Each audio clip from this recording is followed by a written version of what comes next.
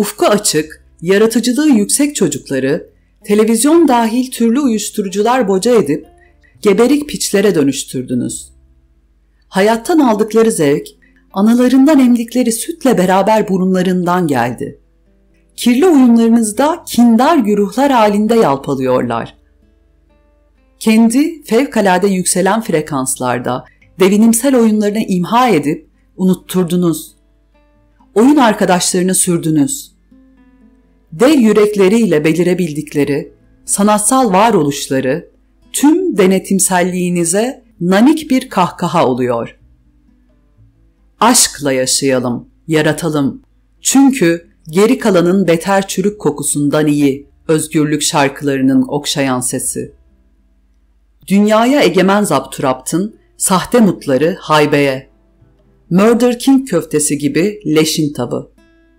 Kucaklayalım dostlarımızı ki bazılarıyla henüz tanışmadık. Yeni, şevk veren sanatkar mizahımızda. Ağrılı gerçekleri değiştirmek gene bir tür uyuşma gerektirir değil mi?